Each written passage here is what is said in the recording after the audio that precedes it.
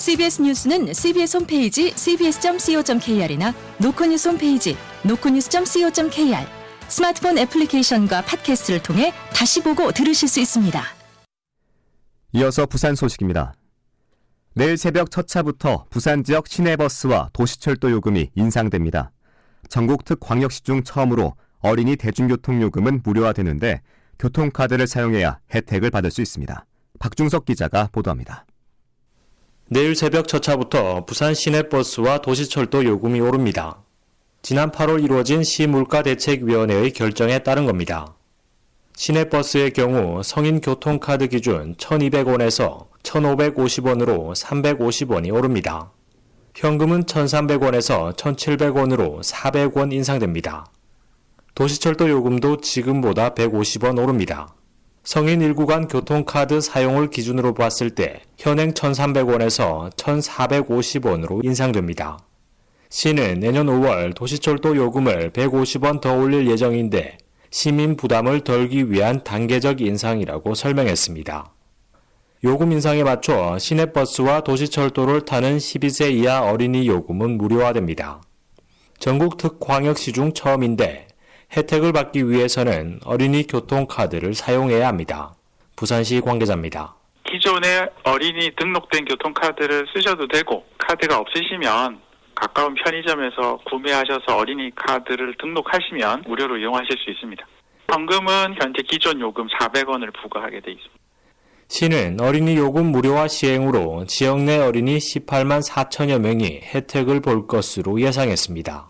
CBS 뉴스 박중석입니다.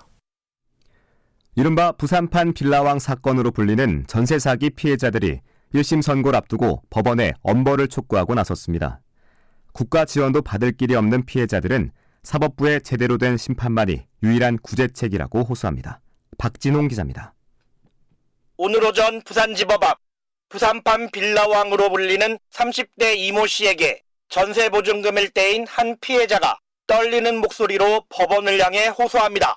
결혼을 앞둔 예비 부부는 결혼식이 무산되었습니다. 엄마는 20대, 한창 경제활동을 한 30대는 개인회생을 준비하며 벼랑 끝에 몰려 있습니다. 한 법인 대표 자격을 가진 이 씨는 부산 지역 오피스텔 6곳에서 세입자 62명으로부터 보증금 62억 4,700만 원을 받아챙긴 혐의로 기소됐습니다. 피해자들은 아직 고소하지 않았거나 수사를 진행 중인 곳까지 더하면 피해 규모는 이보다 많은 200억 원대로 추정하고 있습니다. 이 씨는 법정에서 명의를 빌려달라는 지인 부탁에 응했을 뿐이라고 항변했지만 피해자들은 이번 사건이 사전에 철저하게 계획된 조직적 범행이라고 주장합니다. 전세사기 피해자 대책위원회 이단비 공동위원장입니다. 안전한 매물이라며 소개를 했던 공인중개사, 부동산, 거대 자산가라며 건물이라고 대표 인간까지 두고 다니던 직원, 존재하지 않는 법인, 조직적으로 기획된 전세 사기입니다. 이 씨가 소유한 건물은 모두 비주거용 오피스텔이어서 정부의 피해자 지원책도 이들에겐 무용지물인 상황. 거액의 빚을 진 채 물이 새는 건물에서 힘겨운 나날을 보내는 피해자들은 사법부의 엄중한 처벌만이 소중한 일상으로 돌아갈 유일한 방법이라고 강조합니다. 이 씨에 대한 1심 선고는 오는 11일 나올 예정입니다. CBS 뉴스 박진홍입니다. 부산국제영화제 개막 이틀째를 맞아 홍콩 스타 주윤발을 비롯한 많은 영화인이 팬들과 직접 만나 소통하는 등 다채로운 행사가 이어졌습니다. 보도에 김혜민 기자입니다. 오늘 낮 부산 해운대 영화의 전당 일대. 매표소 앞에는 많은 영화 팬들이 티켓을 구하느라 긴 줄이 이어졌고 행사장 곳곳에도 발 디딜 틈이 없었습니다. 개막 이틀째를 맞은 부산국제영화제에서는 유명 영화인들이 각종 대면 행사를 통해 본격적으로 영화 팬들을 만나기 시작했습니다. 특히 정오에는 올해의 아시아 영화인상을 수상한 배우 주윤발이 기자회견을 열고 못다한 수상 소감을 비롯해 한국과의 특별한 인연을 전했습니다.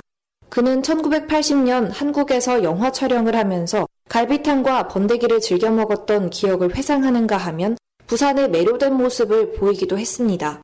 배우 주윤발입니다. 부산은 굉장히 아름답고 음식도 좋았습니다. 동백섬에서 사진을 찍었는데 하늘이 정말 아름다웠습니다. 비슷한 시각 영화의 전당 야외 무대에서는 개막작인 한국이 싫어서의 장건재 감독과 출연 배우들이 영화에 대해 직접 소개했습니다. 또 영화 독전2에 출연한 배우 차승원과 조진웅 등이 오픈토크 행사를 열고 영화제를 찾은 시민들과 가깝게 소통했습니다. 조금 뒤 저녁 7시부터는 영화 서치의 주연으로 유명한 할리우드 배우 존조를 비롯해 배우 판빙빙이 관객과 만나는 등 풍성한 행사가 이어질 전망입니다. CBS 뉴스 김혜민입니다. 오늘 낮 1시쯤 부산 남구의 한 재개발 구역 내 폐업식당 냉동창고에서 인근 주민이었던 60대 남성의 시신이 발견돼 경찰이 수사에 나섰습니다.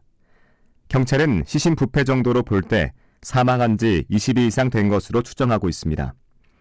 이 남성이 냉동창고 내부에 들어갔다가 다시 빠져나오지 못해 숨진 것으로 보고 정확한 부검을 통해 사인을 확인할 예정입니다.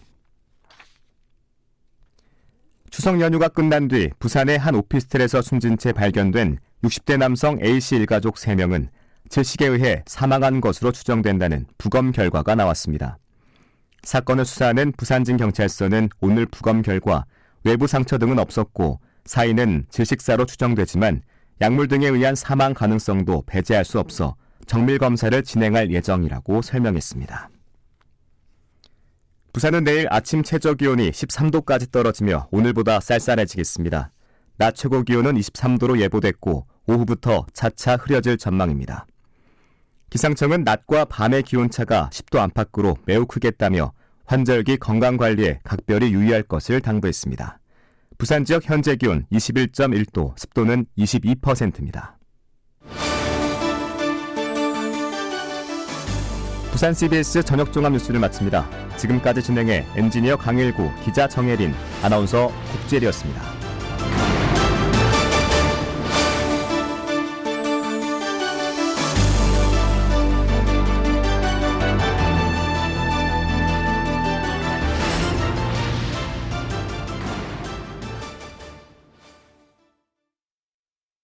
CBS